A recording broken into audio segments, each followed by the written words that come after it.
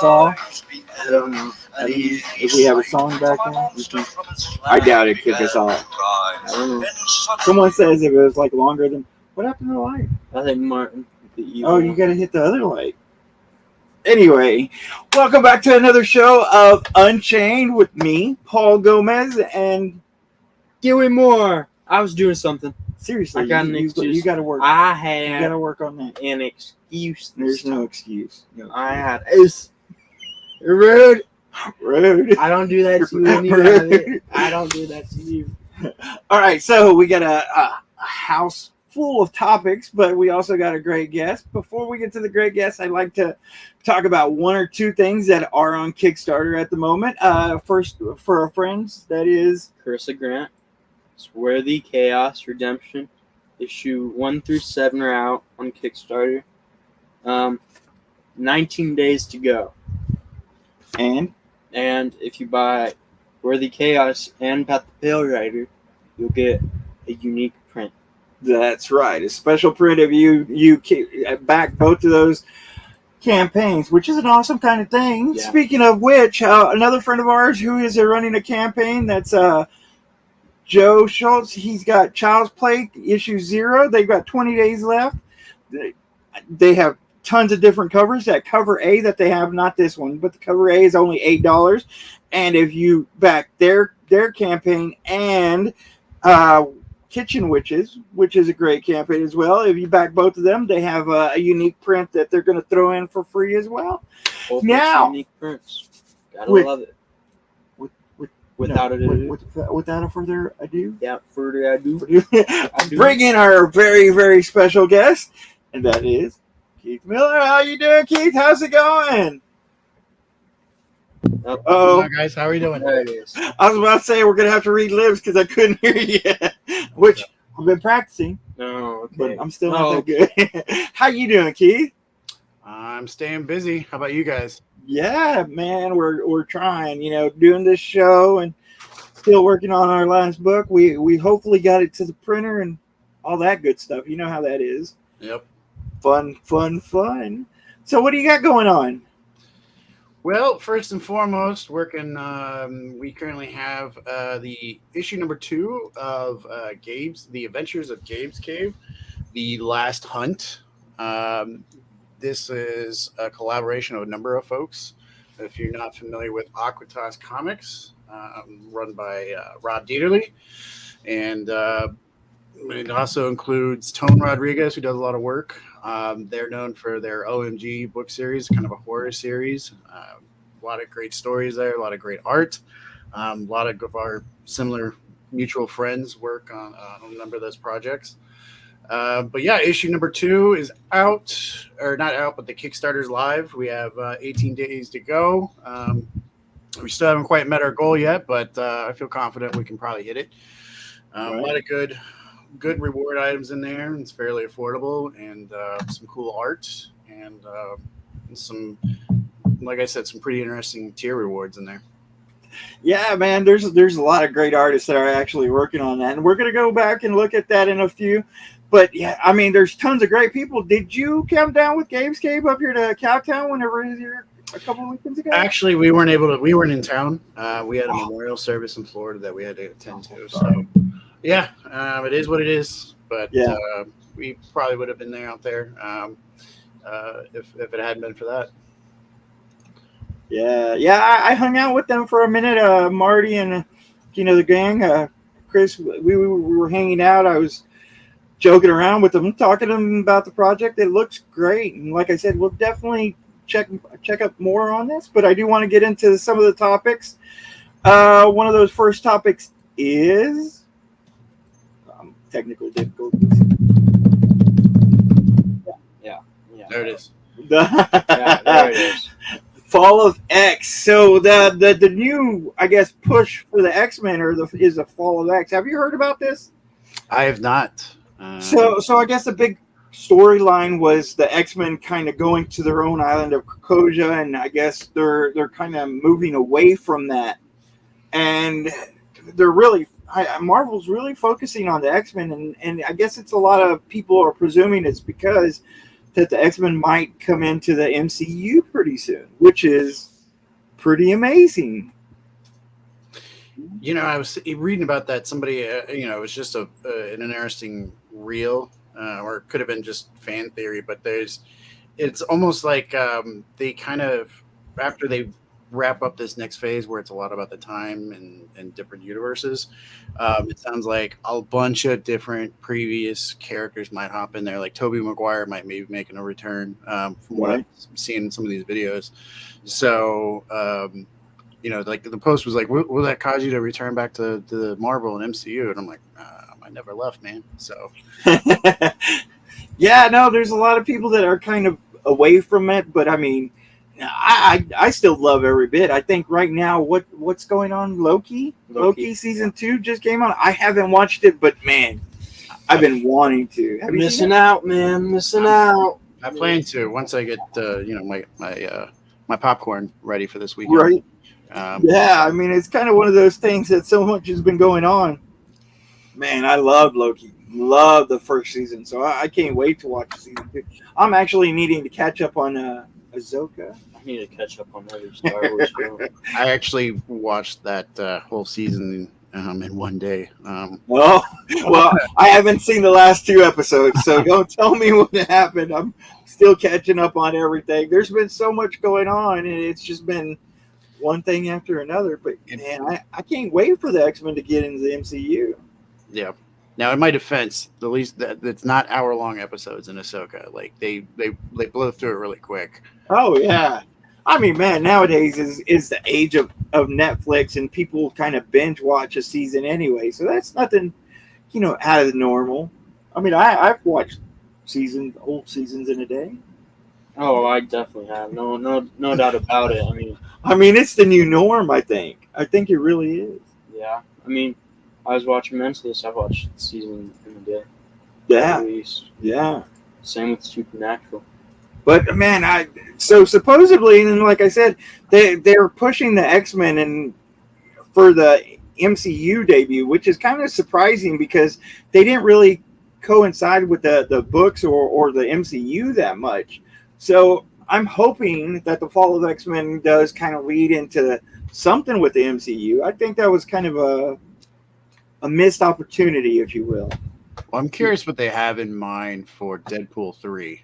Yeah. Given that they got Wolverine, and Hugh Jackman to return, is that gonna bounce into the MCU at all? It could. I mean, that's where the X-Men could come in, but you never know. With all this whole writer stuff, it kind of slowed everything down. I think we're a few months behind on everything, so we'll have to wait a few more months. But, yeah. Well, speaking of movies, there's a lot of great movies out there. This being October, there's a lot of horror movies. Which leads to our next subject, which is I don't know what this you don't know what this is. The Exorcist believer. This is actually the top movie out there right now. I really didn't hear that much about it, but it's the top one. It took over the spot from Barbie. No. No. I think Saw X and I've never even the heard creator. of this movie. What, The Exorcist? The Exorcist believer? No, I've never heard of it. Yeah, well, I mean, it's The Exorcist. Have you heard of The Exorcist? I think maybe. Oh boy. I'm gonna ruin my reputation here and tell you that I never watched The Exorcist. I've watched enough clips to probably piece it together. Yeah. I had a fairly protective mom who didn't let me watch a lot of that kind of stuff. And then I've always had a pretty healthy respect for the human condition. So, but I'm not saying I'd never watch it. It just hasn't been the right opportunity for me because I do know that it's considered one of the best scary movies of all time, So it's definitely a classic, and it's one of those names that are out there that's pretty familiar. So I guess The Exorcist is kind of restarting, not exactly rebooting, but this is actually the first of a trilogy. And I don't know if most people know that that's the first of a trilogy. There's actually end credits at the end of this movie just like Marvel movies. DC I guess it's kind of the new norm as well. But I mean, I found it pretty interesting that this is going to be a trilogy, where that the first Exorcist was just a one shot kind of thing. Well, it depends on how much money it made, whether it's Yeah, a single shot or is it a trilogy. Well, I mean, it actually hit it topped the box office with about close to 30 million. It says in the graphic, I think it was 27.2, which is not a bad opening. That's pretty decent. So donate some of that to me. I think they might. Yeah, right. I think they might go ahead with that second. Well, what I'm curious about, and what I was trying to see, was what the budget was for the movie to see if it was profitable. I think it was 100, but I mean, they never expect to make it all back in the first weekend. They usually expect to make a good chunk. You also got to take into the overseas and stuff. But the fact that it already hit more than a quarter of its budget leads me to believe that they're probably going to go ahead with it. Also, on top of that, they supposedly have like a Netflix show of The Exorcist that just came out as well, which is kind of odd. I didn't hear about the show until the movie, but really, yeah, it's kind of weird to hear both of those hitting at the same time. And their sales might pick up the closer we get to Halloween. So yeah. I know, because I didn't. My buddy was in town this weekend, and we were going to try to go see. I forgot some movie that'd been out for a minute. Oh yeah, Expendables 4, and I was going to try to go see it if they even still had it in theaters. There's a few that still had it, and if it had it in that what's that one theater near Alliance, the D-Box seats. Yeah. That would have been a fun run. And it's like, nope, everything was The Exorcist, including the D-Box seats. I'm like, I'm definitely not going to go see where the seat's going to be like tickling and blowing in my ear. And, I said, there were some scary movies that were out, but there was one family movie that hit the second spot, and that was Paw Patrol. Oh, God. I know you've been wanting to do that. That's what I told my buddy too. I'm like, well, there's not many of the Expendables, and he's got a kid in elementary school, and I think he's just outside that Paw Patrol. But I know he's watched plenty of Paw Patrol. Yeah. And I was like, hey, by the way, they got Paw Patrol. He's like, nah, I'm good, thanks, man. Yeah, but I like the fact that they have all these scary movies. Saw coming out that just came out, and the creator, which was just kind of. I'll tell you what, though, the scariest movie is, and they're saying it's going to be the biggest movie of quite a bit, is coming out next weekend. You know what that is? Wait, let me think. He's never going to guess it. Insidious. It's a concert movie, actually. Taylor Swift, yeah. Telling you the scariest thing of all. But they're expecting it to hit high numbers. It's coming out on the theaters. Nice. Mel, that just goes to my conspiracy with Taylor Swift. Yeah. With the whole NFL, Travis Kelce. Because if you see that guy, he's not only now in the limelight, and women are, everybody's involved more of like, oh, who's this Travis Kelce guy? All these State Farm commercials, and and I think it's just one big conspiracy with the NFL trying to get more viewers, and now she's got that other thing coming out. So now it's just a great press conspiracy in my point. Yeah, no, it could be. I mean, it could be. Like I said, I've heard a lot of people talking about this concert movie, because not that many people do it, but they're saying that it's going to hit into, hundreds of millions that first weekend, which is kind of hard to believe, but I wouldn't doubt it with Taylor Swift, I guess. What I want to know is, are you going to go broke just going to see the movie? Just like going to see her concerts, or? No, I think it's going to be a regular movie price. But I mean, that's why I think so many people are going to go see it, because they don't get to go see that concert. I know that's the scariest movie of October. Speaking of October, you do have a great con that's coming up this week. That's tomorrow, New York Comic Con. Oh yes. Tomorrow. I definitely did not forget about this. We have friends out there. Yeah. Tons and tons of friends. And I wanted to bring this subject up for one main reason, and that's to wish everybody great luck, good fortune, and good health, especially traveling out there in that great distance. I know a lot of people go from coast to coast just for this convention, and it's a huge ordeal. Lisa, my wife, she actually couldn't get a table before the show, and she rolled the dice because she's heard of friends showing up the day of or before. Is like, hey, do you have any free tables? Wow. She packed 3 large overweight bags. Right, so I think her baggage fees were more than her airfare. And Wow. she flew out there the other day, and it sounds like she might have a table for this weekend. Wow, really? Yeah, I've never heard of that. well, don't tell anybody. That's kept secret. Yeah. I wish I would have known that. I probably would have went myself. Hey, we know it this year now. Not you, just me. Well, I mean, I have to commend her on taking that risk, so. Yeah, no. I mean, seriously, I've heard of how long they have a waiting list, and I've heard of people trying to get in several different ways. I know we were actually contemplating paying somebody to host our books at their table.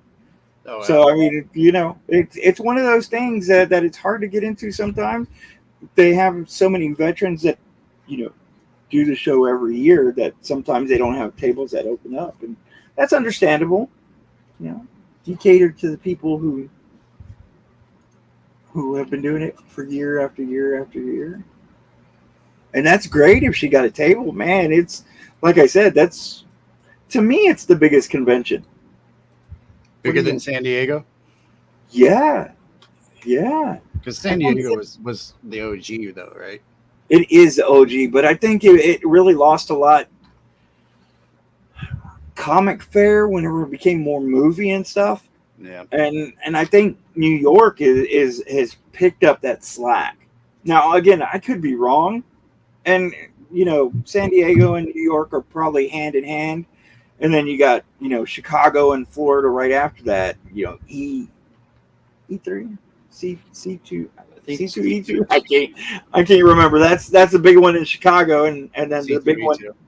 Yeah, so I mean, it's like those 4 are really the big 4 of cons, I think. Yep. And I think New York is the biggest, but that's my opinion.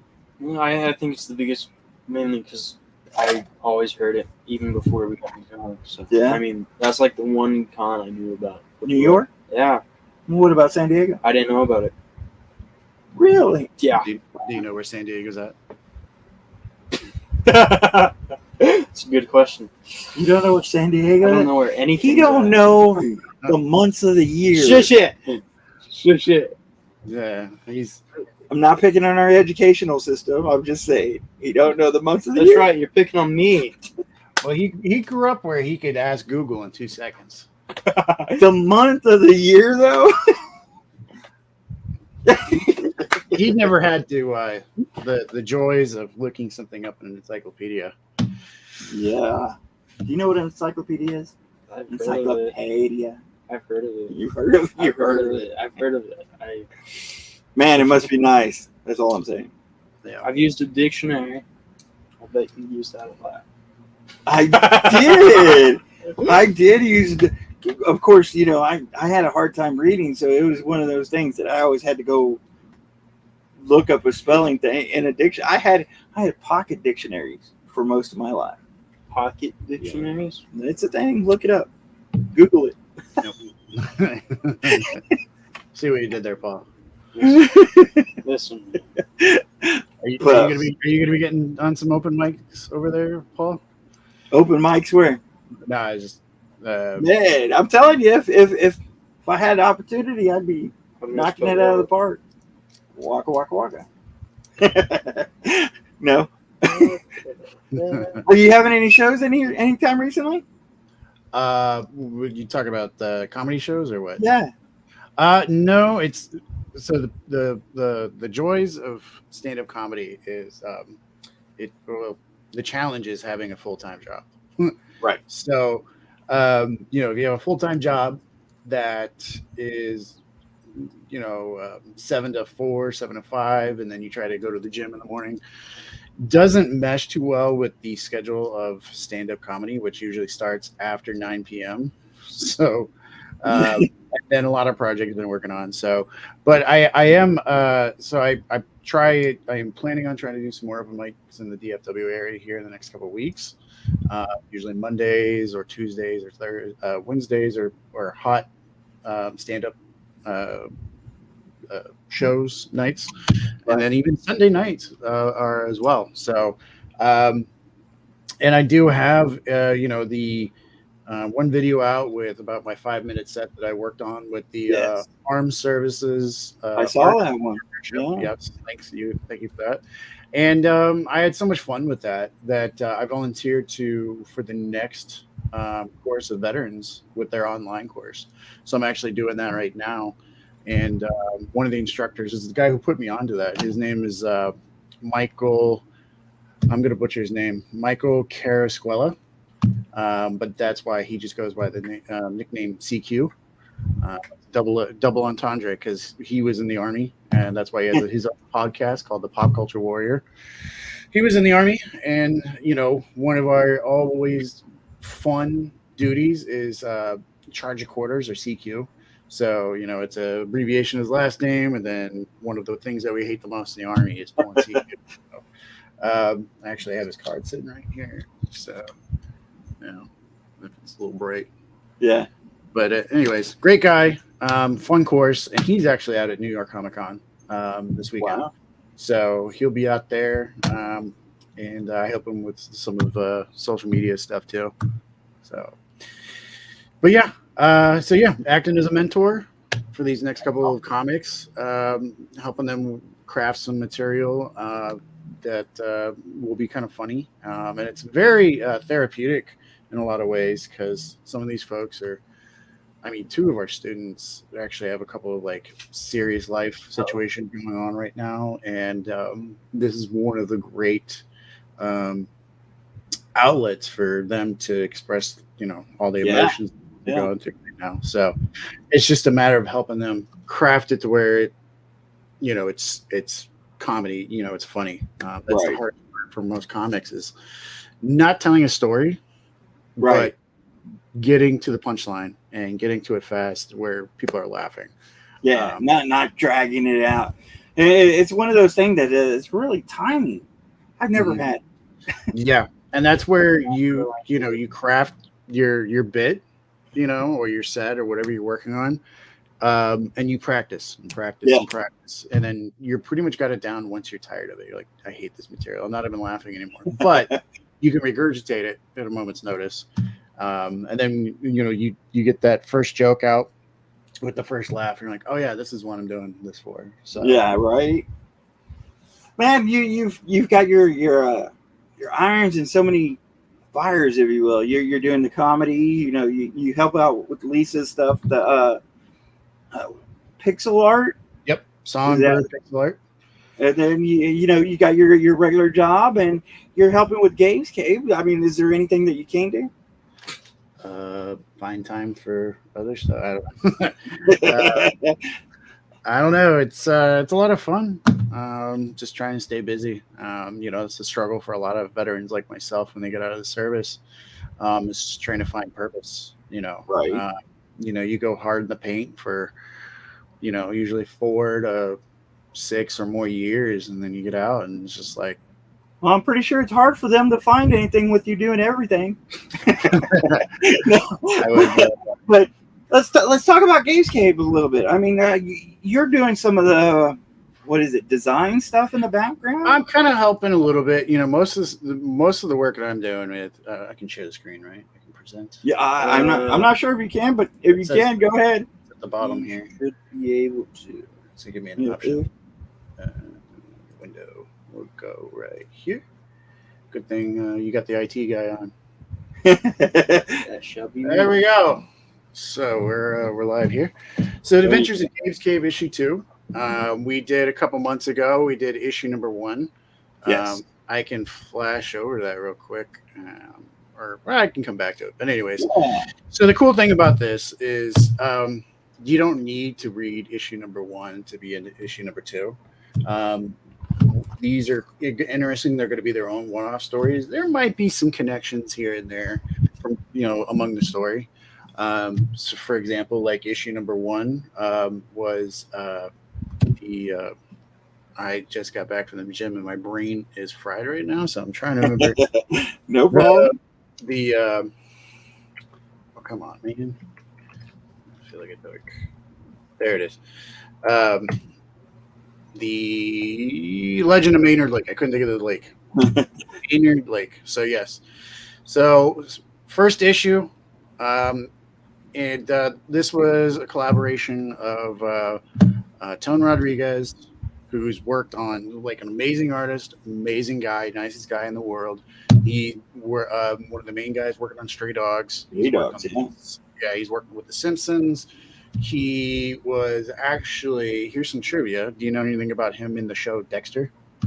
No, I knew he was like a police officer, wasn't he? No. So he was actually, I believe, if I remember the story right, he was one of the victims of Dexter. Oh, wow. He was actually he was a killer. I mean, you know how the show Dexter is. It's like you're a victim, but you're kind of not. You're like whatever. I think he killed one of his business partners in a comic book shop. And he actually, so they had that story in that episode talking about the Dark Avenger, I think is what it was. It was like a big poster and a hooded figure with a knife. Tone actually drew that for the show, as well as was an actor in the show as well, that episode. So, yeah. And then one of the other cool things is he, if you're a fan of The Office, he was the artist for The Adventures of Jimmy Halpert, which was the comic book that Pam gave Jim for his birthday that she drew. But Tone actually did that work, and he's got some cool stories about his experience on that project. Tone Rodriguez, Rob Dieterle, and Marty Rawson, who is one of the founders of Games Cave. Awesome organization. And they go on these trips and they come up with some goofy stories, probably, like right here, right around the campfire area. And I got Rob, you got Tone, there's Marty. And then, what's that? Chris, Uncle Nasty. Uncle Nasty's right here. Yeah. And then here's Marty's 2 sons. He's got Gabe, for Gabe's Cave, and Darren. Darren, yes. Yeah. Yep.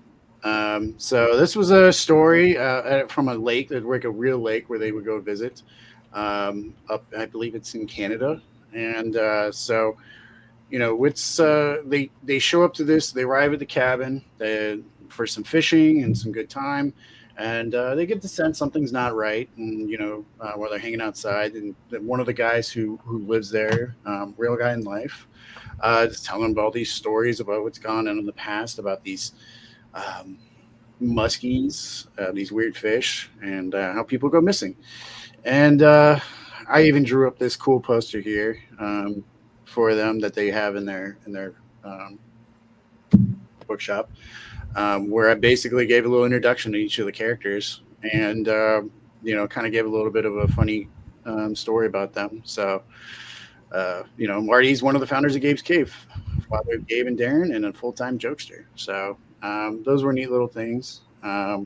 Hit both of our stretch goals with that one and, some of these other covers here and reward tiers. So I built all this, taking art from the campaign, from the book, and there's Lisa's cover there, my wife,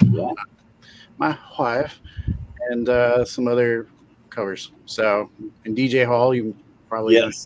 And Jake Goodman, and then what was cool about this one, we actually had some art students that Peter Smith works with. If you know, Peter Smith does a lot of work with Disney. He's out of Orlando. Had some of his art academy students work on this project. So, and then we had that's awesome. Leon. I know DJ Hall because he actually did my first cover for me. Yes. Nice guy. Great guy. He's probably just, if not more busy than me, another fellow veteran. Leon LeClaire, great guy, based out of Ohio, did a lot of work with Rob and OMG. And then there's Peter Smith. Let's see, tone.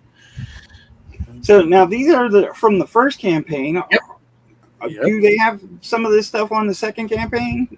Is it like a catch-up tier kind of stuff?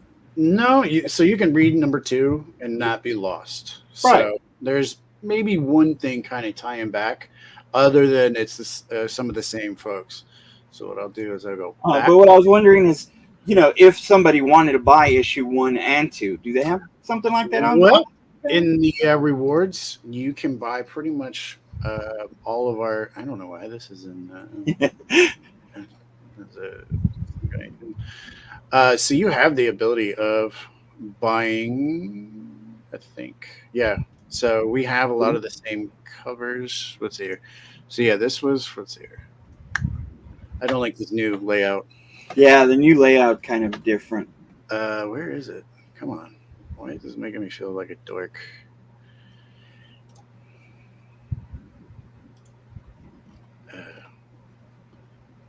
I swear I'm not drunk. In the add-ons. That's why I'm a dork. Yeah. Where's the add-ons? Or you can only get them in here. But in the add-ons, we do have it where you can pick up, in addition to issue ones. Yeah.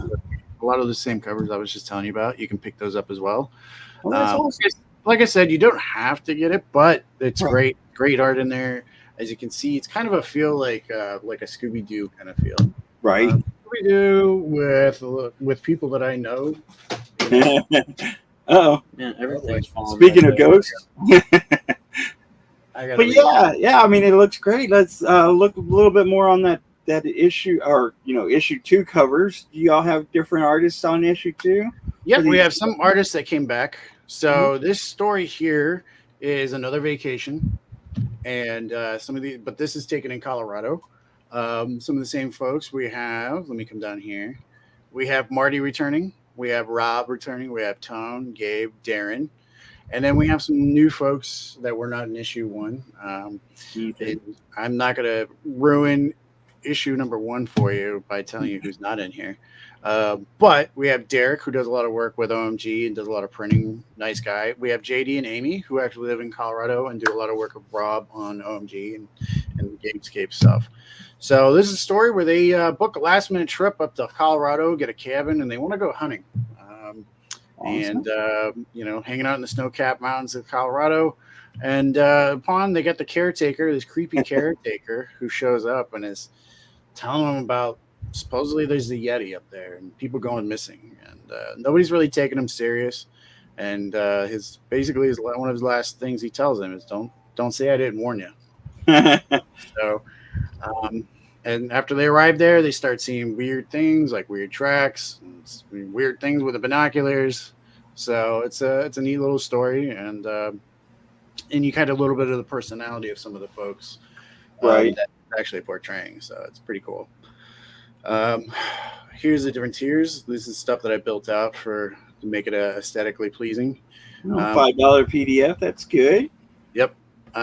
So we got Austin Eckert, who did the interior, pencils and inks for the book. This is his homage to Empire Strikes Back. So here we have JD, who's stuck in an ice cave, and he's very, very the homage to that scene where Luke's about to get taken out by that space Yeti, and it's not a lightsaber, but you can see a little knife there shaking. So there's that, and then we have Leon LeClaire, who's returning as well. That looks like a beautiful cover. Yeah. Yes, and this is an awesome. Let me see if I can pull this up and get it bigger.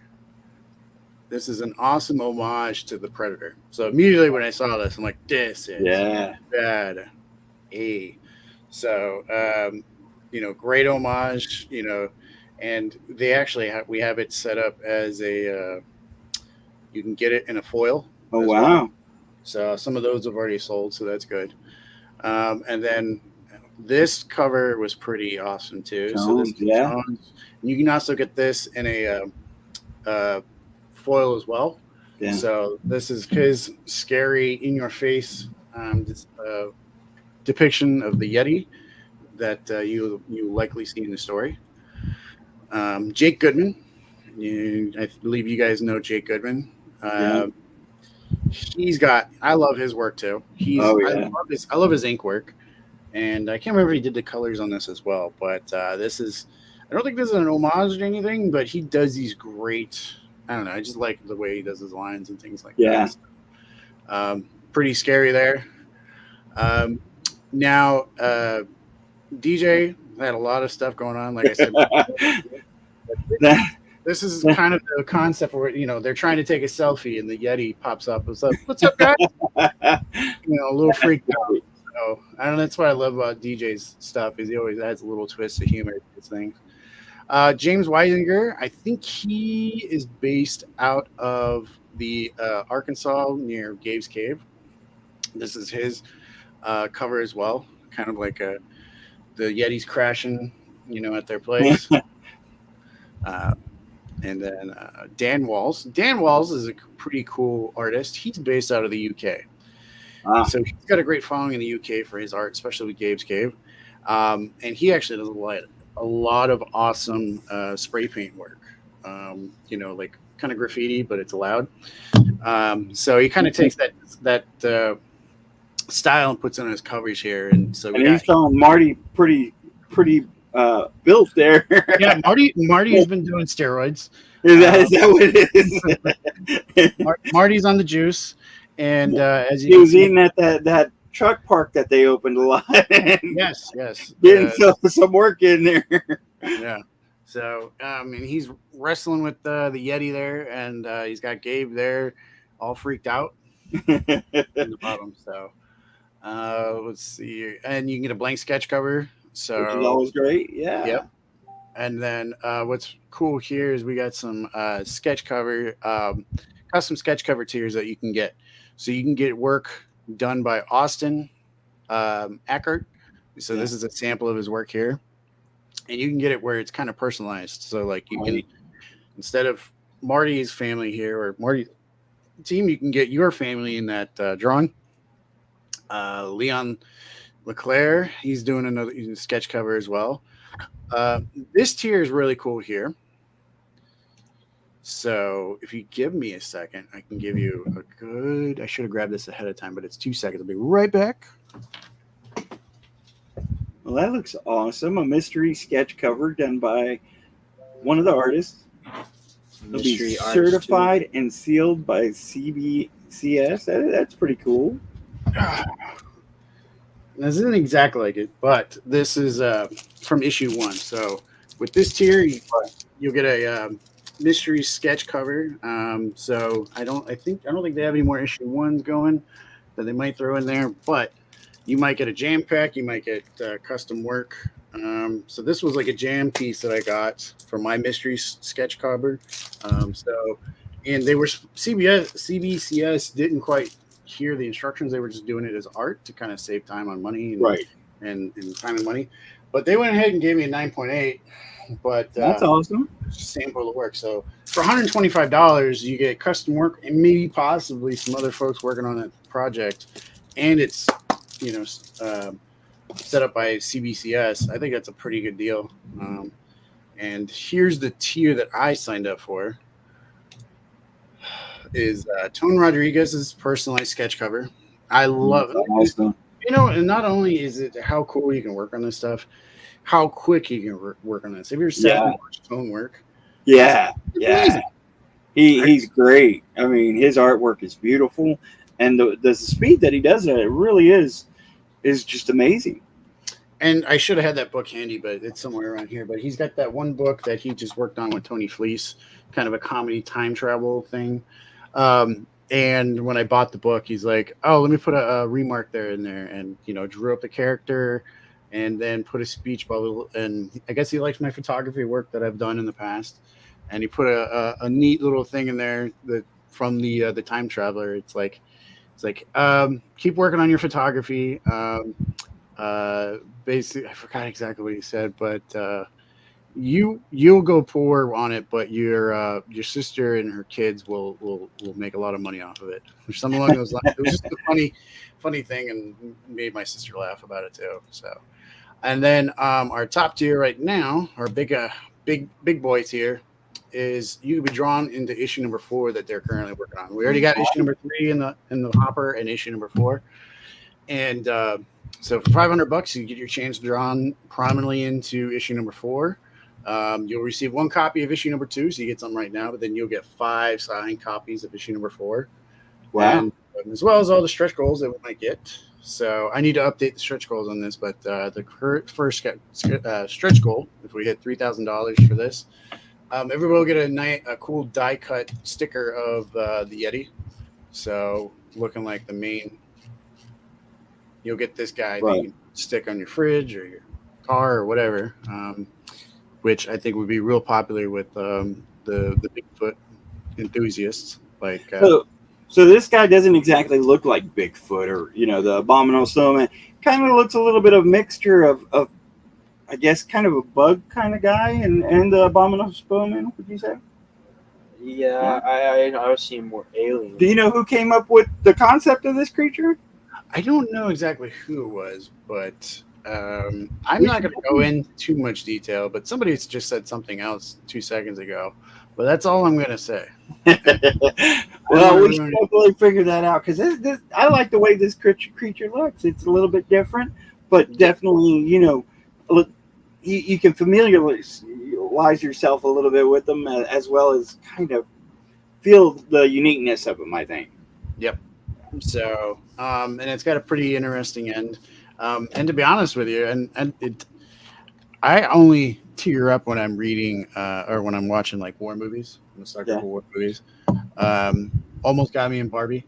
But when I was reading, what I like to do is I like to read the script of the stories when I'm building these campaigns, kind of get an idea of what kind of info I want to put in here to try to grab folks. At the end of it, of the story, when I was reading it, not even reading the book, just reading the story from the writer, I kind of teared up at the end. Awesome. So when I told that to Rob, he's like, "Really?" I'm like, "Yeah, man, it was a nice, touching ending." So it's not just a cram, get this out the door real quick kind of piece. It was they put some good thought in the story. It's fun, and there's one scene where it's a little graphic, but I think it still stays in the PG-13 realm. So right. But I'm not gonna ruin any other piece of the story here. So I don't know. I don't know if I asked this on the first issue. Who was it that wrote it? Was it Marty? Was it Gabe? Was it Darren? No. So it was some of the materials. Give me a second. I'm so sorry. I'm trying to remember the name of the freaking writer. Let's see. Give me 1 second. Oh, there it is.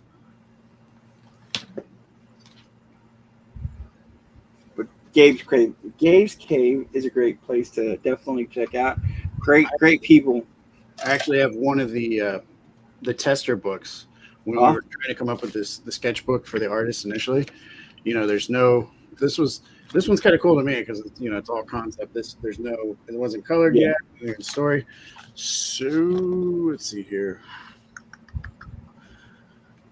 Written by David I am going to butcher this name. That's okay. Quiroz, Quiroz. How do you pronounce that properly? I couldn't do it without seeing it myself. But it's great to know who wrote it. Yeah. Yeah. David Quiroz Jr. He was the writer. I like his stuff. I guess he worked on Night of the Chihuahuas. Yep. Based on the story was done by Rob, and David took it home. And pencils and inks were done by Austin, and then edits were done by Albert Morales. And what else is cool about this book was the coloring was done by DJ Hall. This was like the first project. Awesome. DJ wanted to bite his, get his teeth into a coloring project, and this was a great chance for him. So yeah, and like I said, I can't say enough about DJ Hall. He's great to work with. He did my first cover, and he's just a great friend. So I mean, everyone should definitely check this project out. Can contribute and help out. This is a fun little kind of mystery-ish type book. I know the first one was definitely interesting, so I'm looking forward to it. Definitely looking forward to that. And there's another campaign that I'm helping somebody else get ready to launch. I won't say I mean, whenever we launch it, that's when I'll say what I'm working on. I don't want to spoil anything. So, Well, can you give us a hint as to what kind of book it is? it is a crime thriller type thing. That's a serial killer storyline. So, That's awesome. yep, great storyline. Great story behind the project as well. Is the guy who created it. Like I said, I don't want to go into it. You'll have to read the campaign once I get it done to read about the background, and then some of the artwork that's going to be in it. Some artists that we do know as well, and yeah. So I'm looking forward. Well, I mean, definitely love to have you back whenever that comes out. Mm-hmm. You're always, welcomed here. You're a great friend. Helped us out quite a bit. Your wife's been on one of my books. Yeah, that was her first cover. So she's thankful that you gave her that opportunity. Yeah, man. I mean, I was glad to do it. Great stuff. Beautiful cover. I've always gotten compliments on that cover. So awesome. Like I said, you're more than welcome here anytime. This looks like a great project, and we're always looking to see what you have in store. Like I said, what is it that you can't do? Comedy on one side, you got your 9 to 5. You're doing just about a little bit of everything. Well, it's just like my regular IT career, jack of all trades, master of nothing. So I just need to find time to focus on something. I just dropped. I understand. I just dropped more money and got a brand new lens for the upcoming sports season, so I can start doing some like little league and soccer games. So I have fun with photography as well. So I used to do photography. I don't know if you knew that. Yeah. Oh wow. Yeah. I didn't do action stuff. I did like weddings and portraits and stuff like that. But I love getting a brand new camera and a camera body in my hand because I always had hundreds of lenses. But and it's one of those things. If you don't try things out, you don't know what's going to suit you. Right. Because even though I started writing, I just started drawing myself, and it's been fun. It's a fun journey. It's very tiring too. But then, being a YouTuber, Sensation. being a YouTuber with this one, and then helping him start out. What are you starting out? eBay. Which Flipping. you should mention that before everything goes out. Look, eBay. Hardest working kid in the comics. And he's up there. We went to a convention this past weekend. That was Arlington Comic Fest, which was a great convention. We love the people who were the showrunners, the Moyers. I don't know if you know them, but they, he was out there trading comics while I was sitting at the table. Oh, nice. And you got a comic that you're putting on your eBay? Did you want to show off? It's already on. Excuse me. Actually, been but excuse me. You got Prophet #1, issue 1. Rob Liefeld signed. Has he got COA? No COA, but I actually saw him sign it myself. He's probably charging what, $20 for a COA, if I remember correctly. Yeah, I think it was about 20 or 30 extra. Mm-hmm. But it was one of those things that I got a package deal where he signed like 5 books, and that was one of them that was just included with them. Yeah, I've bought some stuff from him on his Whatnot, and then I got tired of Whatnot. So, well, we're trying to find someone to partner with on Whatnot so we can put our books on, because I'm not trying to look into doing Whatnot myself, but one of these days maybe we'll partner with someone. Yeah. Never do. Maybe we'll partner with Gabe's Cave. Hey, do they have Whatnot? I don't think they're doing Whatnot anymore. I think they did it for a little bit, and then it kind of teetered off on them where they weren't getting a lot on there. So they still do their Facebook Live a couple of days of the week. So, and there's a lot of comic book shops that do the Facebook Live, exactly. And sell plenty of books. And then that's one of the things. It's like I've got like I said, writing, and I'm working on my art and trying to figure out this whole YouTube channel stuff. And people are always like, you got to work on thumbnails and timing and SPNs or whatever, how to get viewed and the analytics of all this. I don't have time to go do the whatnot and the Facebook live sales and all that stuff. So it's like, if I can find a partner that does that so I can do this, then that'd be awesome. But I mean, it takes time. Yep. It's all, a matter of building. I mean, like I said, you're doing everything. I'm going to try to do everything too. You heard about the event on Whatnot? What event? So Marvel and Whatnot are like joining up to where you can be a part of Marvel's book. You get entered in the drawing, and it's a huge event going on right now in Whatnot. So they're putting more stuff into Whatnot now. I actually heard of that. Yeah. They're gonna award that at New York Comic Con for that first person to be in their book. Yeah, but that's a whole different subject. I think we're ready to end this. Is there any way people can get a hold of you, or? You can contact me on all the socials. You can the easiest thing you can find me on, if you want to see any of my comedy stuff, you can hit me up on Keith Miller Comedy on Instagram. You can check out the Gabe's Cave. In the YouTube, I dropped it in the chat, the link. The short and it's link. Also in the description links as well. Yep. So, but yeah, hopefully, like I said, once I get some more material going, I can. I have that 1 5-minute bit that I got up there. It's actually got pretty good amount of views compared to the other students. So I'm very gracious and humbled by all of my friends showing support and watching it. I had quite a few of my own friends actually on the live stream. It was a Zoom event where we had Right.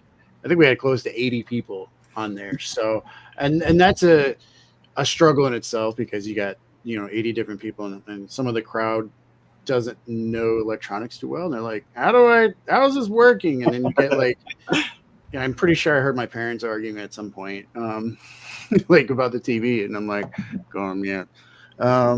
So, Well, I'd love to see you on stage. So whenever you could, hit the stage next time, let me know. Maybe Yep. we'll. I'm working on trying to craft another 5 minutes of material. So that'll give me 2 separate 5-minute bits. And then, because most open mics, you show up, it's either a 5 to 7 minute bit, or if you feel confident, you can do 10 minutes. So my goal with that is to work towards, first, before I go anywhere else, I'm not trying to get on perform at Madison Square Garden or Radio City or anything, but I'd like a short-term goal or a long-term goal is to work as a featured comic for the DFW area. And then That's awesome. get to that and see how much I like it. So just trying to work on a number of bits. And where can people see you and Lisa at? Do y'all have more conventions coming up? If you look her website up, songbirdpixelart.com, she maintains her schedule up there, and then all of her socials. You can look her up, Songbird Pixel Art, on the Instagram and Facebook. Yeah, and then if you're interested in my photography, it hasn't been updated in a while. It's KML Media on Facebook and Instagram. So make sure everyone's looking this up. If you are looking for him for photography, want to hear his comedy, or check it out. And of course, that pixel art and Songbird, definitely check it out. Gabe's Cave is a great store. If anything, just check out that link. Look and see what they have to offer. Check out their Kickstarter. He's got an eBay account. Yeah. Who are you? Hardest working kid in comics. And that's Dylan Moore. Dylan. And also, like I said, we were featuring those 2 Kickstarters as well, which were Carissa's Worthy Chaos Redemption, issue 1 through 7, and then Child's Play, which is issue 0. Check those out. They have, I guess, brother and sister Kickstarters that if you back both, you get unique prints that are free. So, but above all that, my name's Paul Gomez, and that's Paul Gomez 790. If you need any help with comics, check me out. I'm usually on Facebook. You can message me anytime.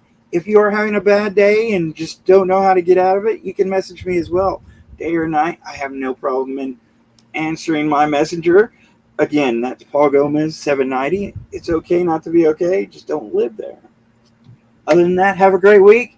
Come back and see us next week on Unchained. Goodbye.